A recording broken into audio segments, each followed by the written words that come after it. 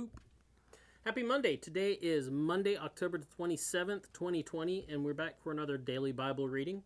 And today's texts come to us from Psalm 119, 41 through 48, Numbers 33, 38 through 39, James 2, 8 through 13, or you could have read Psalm 119, verses 41 through 48, Deuteronomy 6, 1 through 9, and then 20 through 25, and then again James 2, 8 through 13, and I'm going to actually look at Deuteronomy, specifically Deuteronomy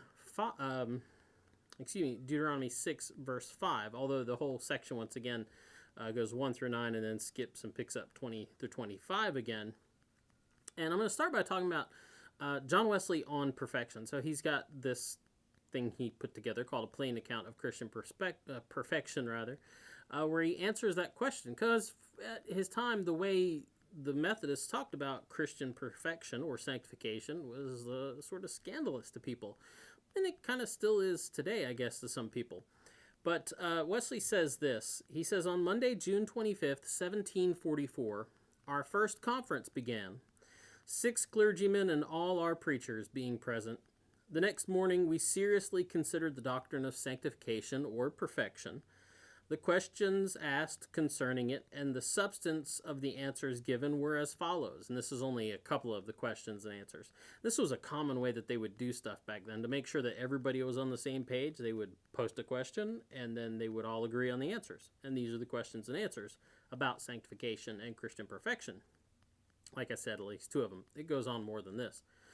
But he says, the first question was, what is it to be sanctified? And the answer was, to be renewed in the image of God, in righteousness and true holiness. Sounds pretty good.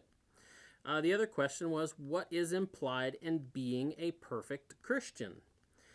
The answer is, the loving God with all our heart and mind and soul. And if that sounds familiar to you, it should, because it's that verse, Deuteronomy 6, verse 5.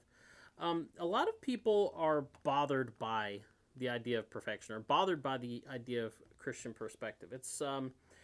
It bothers a great many people, because I think some people, and I know I was this way too, early on, when people, and I'd hear this, question like, are you being made perfect? It's a big question, especially, I've addressed this before for Methodist clergy. And I think we get bothered by it because it sounds either A, impossible, or B, very arrogant, like, we're just that awesome that we can be perfect. But that's not what we're talking about. It is the heart of what Methodists believe. It's at the heart of it, or at least it used to be. And it's really nothing radical. It's this idea that what we see here in Deuteronomy 6, this idea of that you should love the Lord your God with all your heart and soul and mind. That's what the law and the prophets rest on. And if you don't believe me, go look at Matthew 22. Jesus will pretty much tell you that for himself. And the text is this, beginning in verse 4. It says, Hear, O Israel, the Lord is our God, the Lord alone. You shall love the Lord your God with all your heart and with all your soul and with all your might. And keep these words that I am commanding you today in your heart. And from this section on, we get the presentation of the law, right? And in another couple of chapters from here, if you keep reading on, you'll see what we call the 10 Commandments show up. And so the law really does rest on this simple commandment, this first commandment. Love the Lord your God with all your heart and with all your soul and with all your being.